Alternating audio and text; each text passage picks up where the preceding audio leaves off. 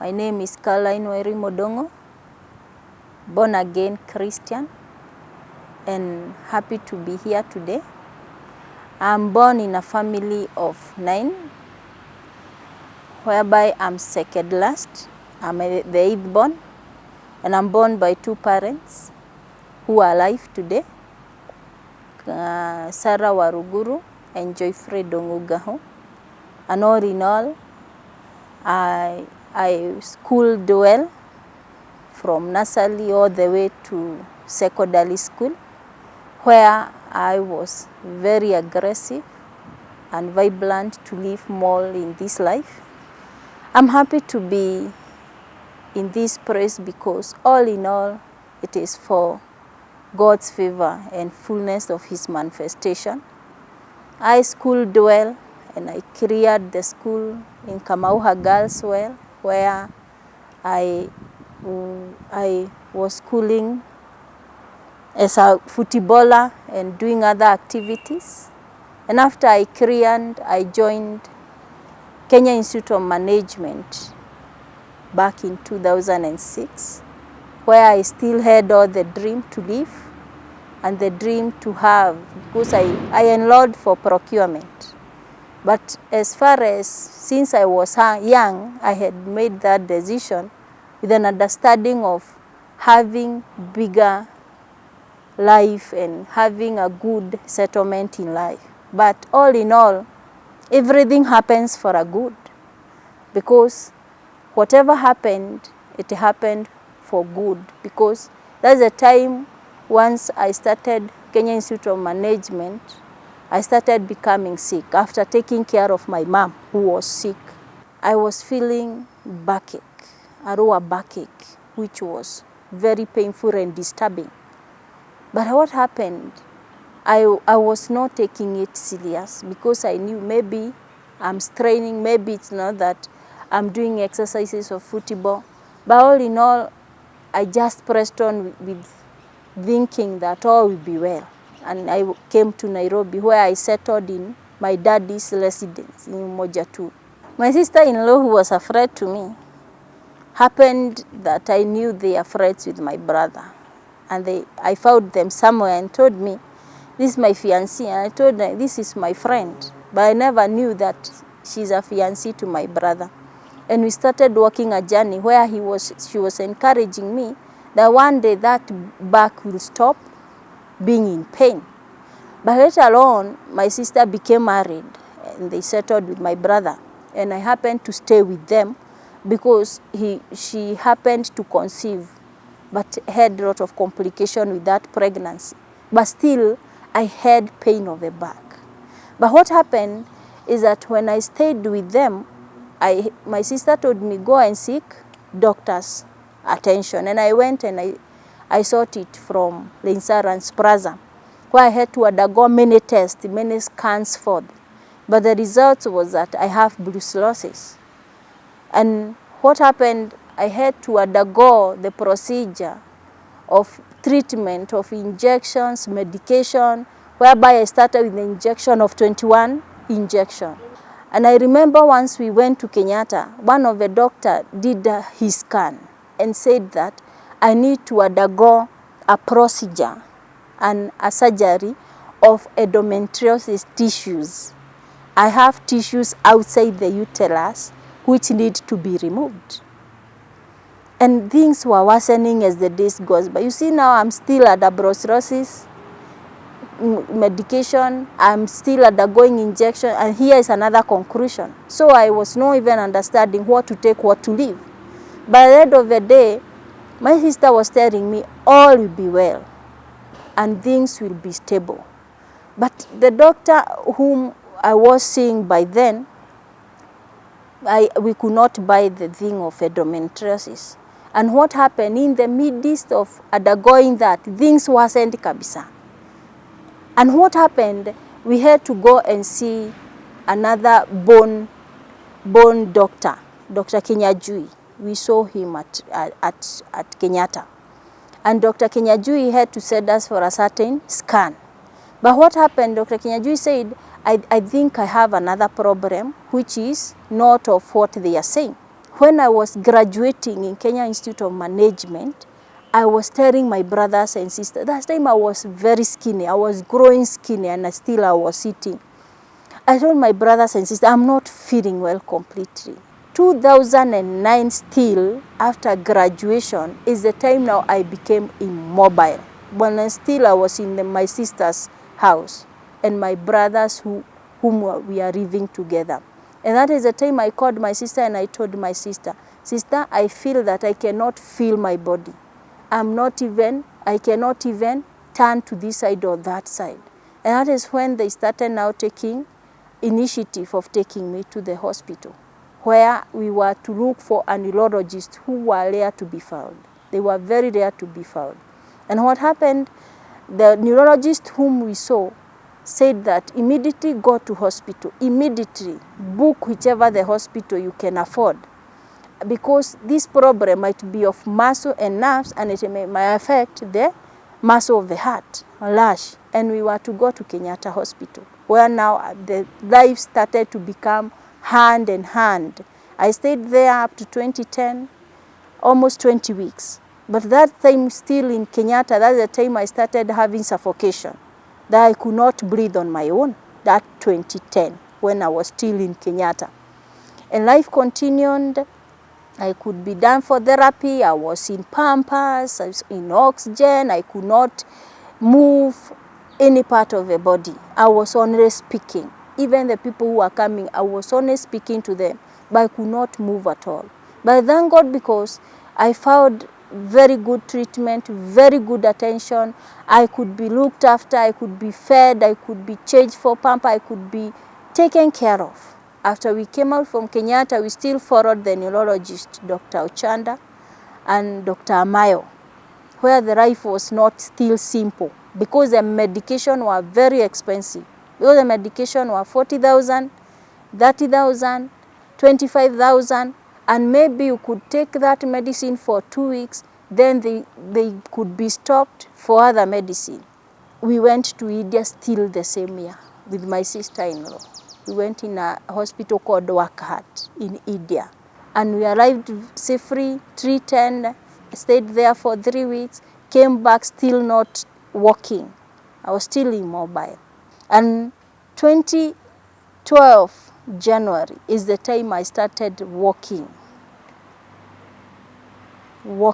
on my own. After I have started walking in January, February I got pneumonia, which I was told is that I was very immobile to be. I stayed in the house for a long time immobile. That is why the chest had accumulation of bacterial infection. Once I took that medicine, where I was started injected, my eyes started bringing problem forth. Hearts, I could now start seeing as if now wounds are starting coming out. And we had to sort doctors from Kenyatta, where I was taken by ambulance in Kenyatta. But very funny is that we stayed in casualty that 2012 when I stayed. So now you can see now the wounds had started coming out. The wounds were too much, started coming out now from the skin, eyes. It is like they are not seeing. I could see this is a person, but not clear. Now my sister-in-law was pouring water on me to see whether there is hope. Once she was washing me up, fresh hair were coming out. Nyama zilikuwa zinatoka, even at the private part. She felt that, no. How comes this thing is peeling off fresh from Carol's body? And at the time now my sister felt, she said that she never cried like that time. Even despite passing through previous illness, this one made her now to see, no, my sister is now going. But all in all, it was painful. And as we were going back to the hospital, I was not seeing now completely. Wounds had started now coming out. Because you could see here, I'm seeing, can you itch me? Here I'm feeling very itchy. Scratch me off. Now the skin was started shedding off. But life was very hard for me. You see, now I have now stopped of therapy. Now is the issue of wounds all over the body. And how you could see me from inside is the way I was from outside. We stayed at the casualty, but I was still admitted. Funny enough is that that Steven Johnson syndrome, that reaction is called Steven Johnson syndrome. Many of the students from Kenyatta were being taught from me and through the sickness I'm undergoing. And I thank Dr. Kamuli because of being hands-on, because I could be put for food from this line. I could not eat for 5 months. I used to be in oxygen. I could not see. I could not wear clothes. I used to be at a cliff, naked. I used to be put for papers, because if clothes come in contact with your body, it could peel off all the skin. I used to be poured for oil daily, washed with salt daily. Very painful indeed. But I thank God because of Kenyatta fraternity. Because Steven Johnson's is a fatal reaction. It makes somebody die. But they managed it. I remember once I was being discharged, because I stayed for 5 months in Kenyatta, naked, without seeing, without wearing, without feeding. I could not even feed. I remember there was a nurse who came to kneel down before me, whom I was not seeing, because I was not seeing by then, and said, Wairimo, the God you serve, continue serving him. And Wairimo, I'm assuring you, it's for his honor and glory. Continue pressing on, and there will be a time you will be encouraging others. And here is the time as we speak forth. Clinics were after clinics. You see, before I was seeing therapists, I was seeing neurologists, I was seeing so many problems. Now it is another skin problem, an eye problem. So by then I was seeing 4 doctors, 5 doctors. I went on well home. That is 2012. 2013, things were hard and hard, because now it is skin. I had no nails. Nails had come out all. Hair had come out all. Eyes could not see. And I thank God, because life became easy because of hoping on God, not hoping on human being.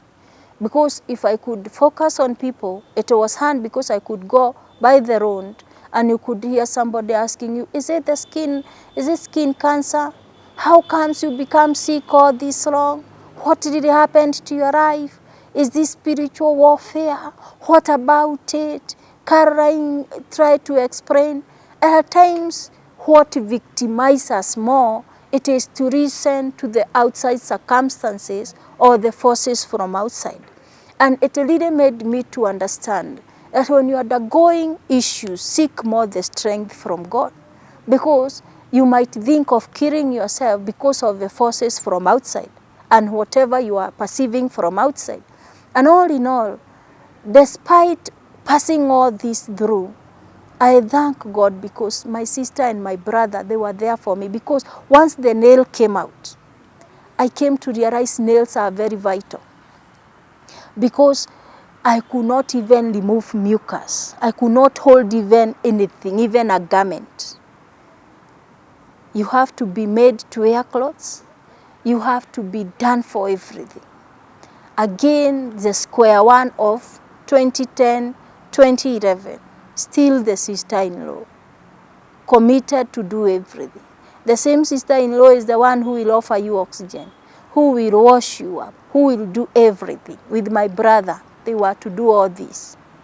And they have a small child whom even the attention was there to be given. Because now I'm sick, I need all the attention.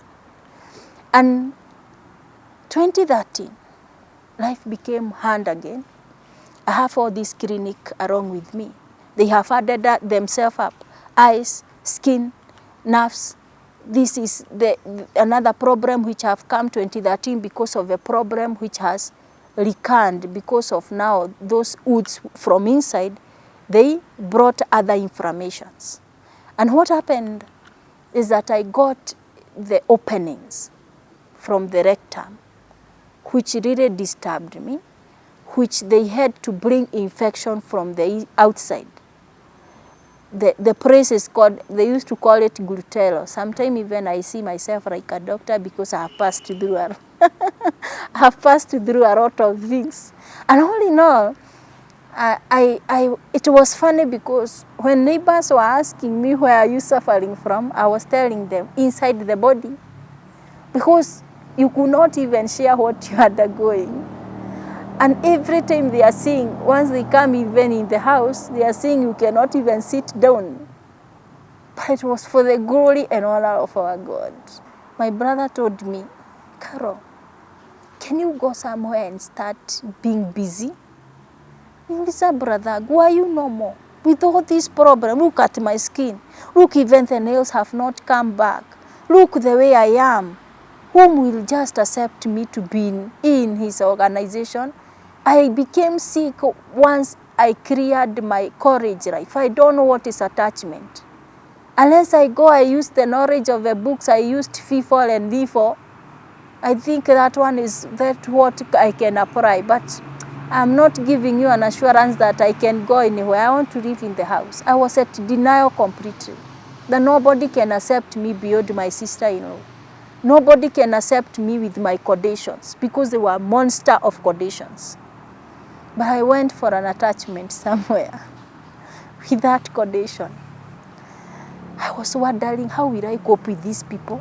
How will they see me with this scarred skin and all these eyes which are crying, all in all, the eyes which are just tearing every now and then? How? How can I just sit down and just operate with a computer? No more? Am I normal? No. But the organization I went, it is 2015 for an attachment. They took me as their own. They held me as their own. They understood me as their own. I remember the person I was given as a supervisor could hear me well, could understand my language. The girl I was working with, thank you, I have no longer given thanks to her, Lillian. She could even carry me food daily. She could motivate me, Carol, this goes like this goes like this. If supplier comes, this happens. Trained me with a lot of patience. And I made it. But still when I was there, the stomach started bringing problem. And I had to go and see a surgeon in Kenyatta whom was saying maybe appendix, I don't know what. I needed endoscopy, colonoscopy, where we sought other doctors. And I was told the lining of the stomach is the one which has got problems. Because of that reaction of 2012, the stomach was affected. I thank God, because in everything, He remains to be God. In our burdens and torture, He tells us, cast all the burdens onto us, and I'll set you free. 2016, it's here with us. Clinics are adding up. Clinics are adding up. This is me 6, Gioni, you don't have oxygen. This is the problem. I remember that time the depression now started to be real, in real world, whereby I used to beat up even my brothers at night. I used to remove clothes at night. I used to be told, because it is to be told, because when you are not at the state, not at your state of your mind, you don't know what really happens. You don't know what happens on daily basis. And it happened 2016. I stayed at home because my attachment was over and I had to be treated this lining of the stomach. Lucky me, because all in all, 2016, when Ebru, I have hyperthyroidism, which may trigger that I may have goiter growth, I never still gave up despite I had depression. But even having depression, I was singing God's songs, I was doing good things, but I had the phobia of reading a Bible. I was feeling tired and weary. But I never denied God at the same time. But I told God, I need to see how far we let go. It doesn't matter when the vision tarry, as Habakkuk was told, but I know I'll come to be a victorious girl. I'll be a victor out of being a victim. Life became another now hard again, because now hyperthyroidism triggered the depression to be. Everything was up, anger, doing things. I remember there was a time because of lack of air, I fell somewhere. There was somewhere I fell down. Once I fell down, it is the chokora who called my sisters and brothers, because that one was an assurance that if you don't have enough air, you might die. So just God intervened in a mysterious manner, and the chokora was the one whom God used at that time to be of help for my survival. And he called, everybody called mom, dad, sister, and they were in a position to trace me where I was. These things were very hard, and 2016 is the time now we started seeking opinion of a counselor. I used to see psychiatrists, I used to see Dr. Matiko, I used to see many doctors because so far I have seen professors and specialists, 27 of them, many of them. And I have gone so many hospitals, so many clinics, so many dispensaries for the glory and honor of God. And the time of depression was the hardest time ever. Hardest time ever. You're not at your state of your mind. People are seeing you walking around, nobody understand. But there was a brand that, Carol, you don't seem to be good. Carol, when you are sick again. It is even the environment itself was branding you a sick person. But there was something which came in my mind. I'm always a victor. I won't go by the brand the environment is giving me. And one thing I know, seasons come and go. Because that 2016, being November, I was called for the job with all that problem. The same place, the same organization. The training I underwent through Lillian and through people who are there is the one I applied for a new job. And I was told, you, and from now you are a stock rack of our organization. I could not see as if they are speaking it well, because such a person like me. But I said, every time you speak goodness along in the time of challenges, there is manifestation of God which comes forth. What I can say is that at the end of the tunnel there is a twilight. And I saw the twilight. And all in all, I'm happy because today I'm not the same Caroline who was termed by the environment or by the people surrounding that I'm a victim. But I'm a victor today. And I'm here to encourage as an ambassador of hope that it doesn't matter for how long we might see things and pain coming forth along our eye. But joy unfolds if you trust in God. Today, I'm here to encourage the one who is losing hope, that God is the God who strengthens or renew our strength. Some times we tend to see as if there is so much darkness, but it doesn't matter. Even the seed in darkness, it still glows forth. It still comes to be a plant which might bring fruit forth. And in that darkness, I became the purpose of God. Because today, I'm giving hope to the hopeless, and I work like, so far I'm working like 20 people, the neglected, the depressed, and I'm ready to work with many as I can.